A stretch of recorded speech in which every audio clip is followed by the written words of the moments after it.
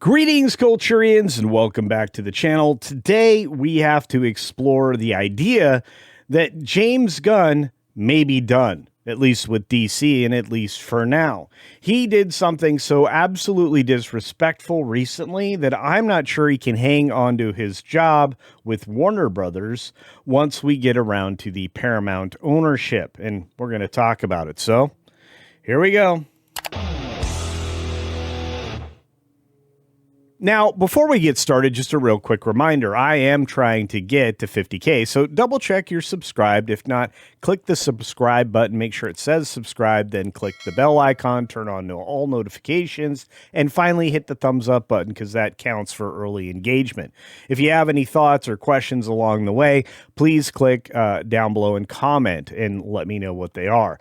Now, James Gunn actually missed David Ellison's first Paramount Warner Brothers Discovery meeting. Didn't bother to show. Now, his partner in crime, Peter Safran, did, but he didn't. And this story is long and it's got a lot of branches, including one at the end that you're not going to want to miss. So make sure you stick around till the end.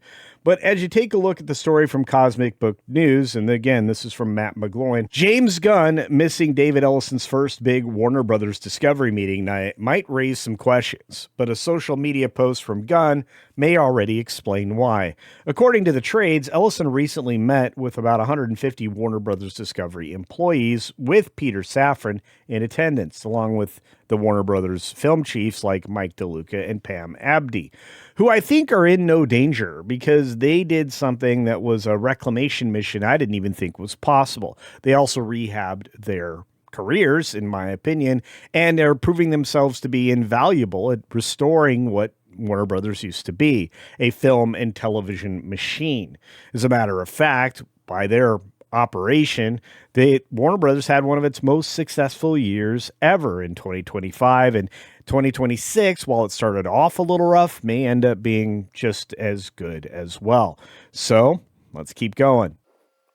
Gunn, however, was not there, which stood out since he is one of the heads of the DC studios.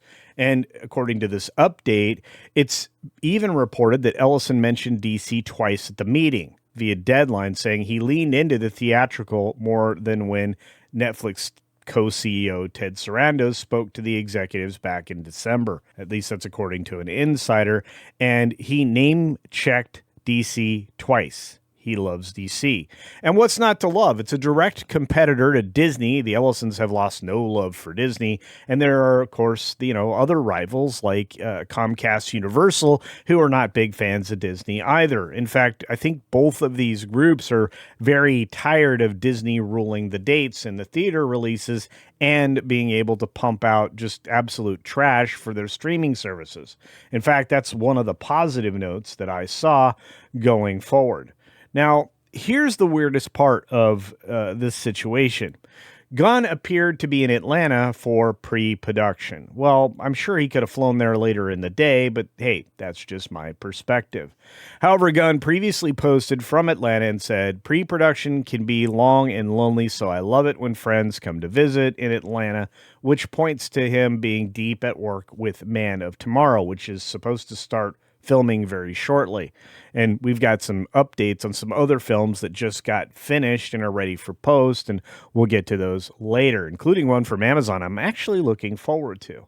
But while filming on the next Superman movie is said to begin around April 17th, as I said, very soon, Gunn being in Atlanta for pre-production makes a lot more sense than any immediate panic over him skipping the meeting. Well, maybe for some people, but not for me. I seem to think that there's a reason to show up for something like this, even if it means a day away from pre-production, which he can afford. I mean, he's basically got a little over a month before he has to get this going, and it's just an airplane flight to and fro. Wouldn't have been that difficult.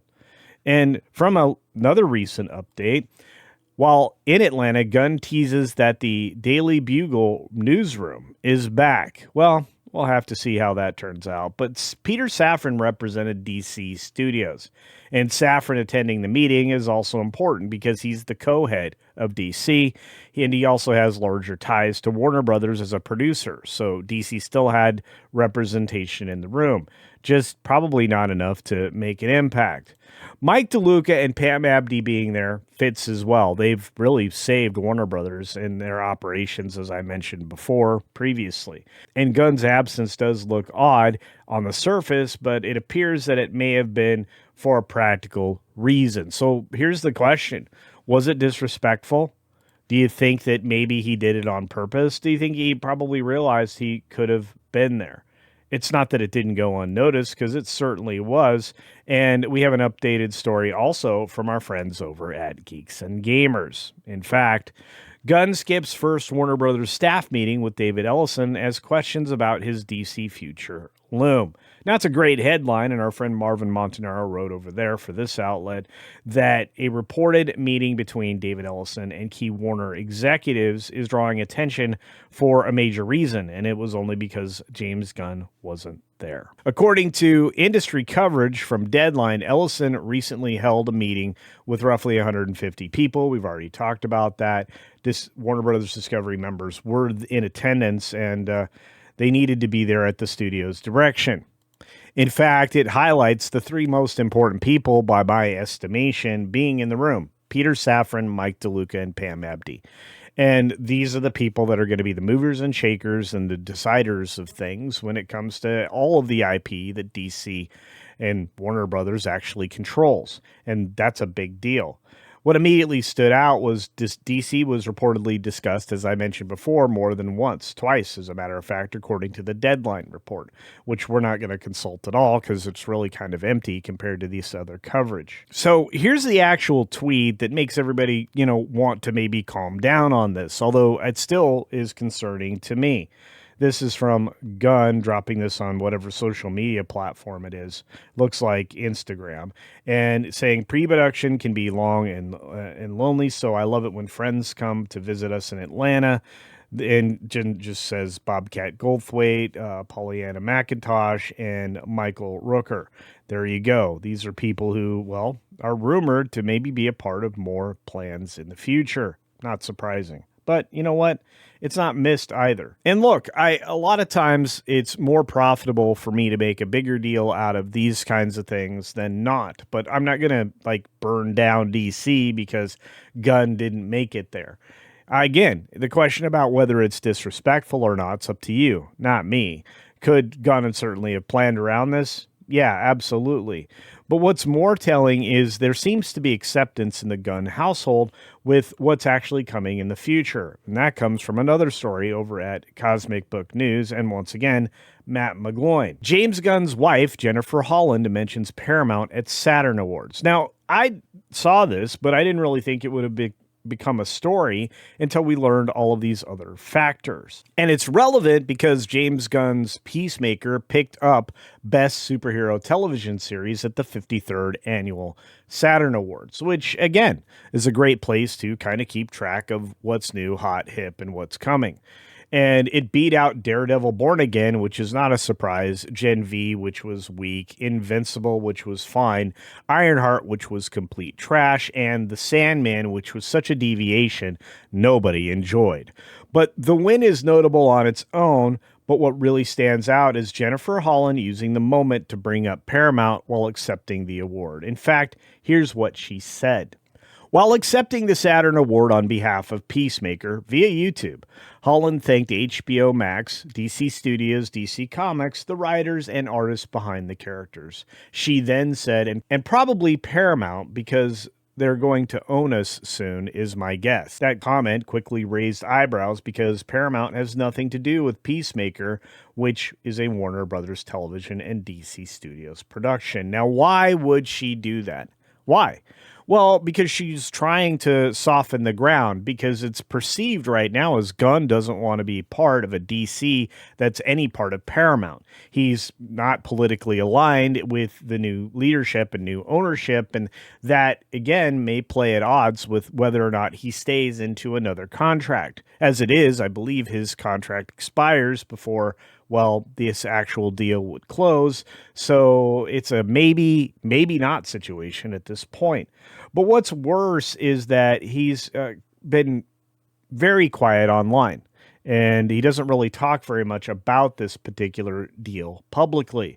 And yet, behind the scenes, it's rumored that he is not super enthusiastic about Paramount controlling DC and perhaps him in the future. And as far as DC is concerned, Safran's presence is worth noting because he co-runs DC Studios with Gunn. So when one DC boss is at a major Ellison-related meeting and the other is absent, people are naturally going to read into that. Well, a lot of people have, including me initially, until I figured out what was going on. Again, was it disrespect or was it not? Let me know in the comments section below. But Holland's comments at the Saturn Awards, it either adds more fuel or it's there to soften the ground, as I mentioned before.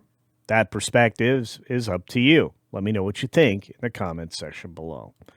As for the DC universe as it exists, we're about to start the filming process for Man of Tomorrow after having Woman of Tomorrow be, an up-and-coming thing that I don't think a lot of people are going to like, because I think we're going to get a feminist-centric version of Supergirl in a way that's disrespectful in and of itself, but that's my opinion and perspective. And until I see something that indicates otherwise, I think it's going to be hard to change my mind. Now, I'm going to go and see the film, so you don't have to. That's one of the bargains we make here on the channel. Just like I'm going to go and see Project Hail Mary and, of course, Super Mario Galaxy, both of which I expect to be extraordinary. Not just because of what my friends are saying, who've already seen at least one of those films, but because they already set the expectation early and told you, for the most part, what Project Hail Mary is about. It's also based on a book. And while there is a creeping environmentalist messaging behind Project Hail Mary, that's not really what the film centers on, which I find kind of refreshing, unlike having to suffer through Hoppers, which was just an hour and 45 minutes too much. And what's great about Mario Galaxy, first of all, the wealth of material they have to draw from. Second, Yoshi. And third, well, it's an hour and 38 minutes long, so it won't take much time, and I can get right back to reviewing that for you, so you have something to look forward to. Anyway, I'm looking forward to see what you think about why Gunn's presence was, well, absent, why he wasn't at this particular meeting, and why it created an initial reaction in the audience, and then after a little bit of explaining, it hopefully calmed it. Let me know if you felt that yourself as we went through the story. On that note, as always, be sure to take care of yourself, take care of others, and until next time, see ya. Maybe at a good movie for a change. What do you say?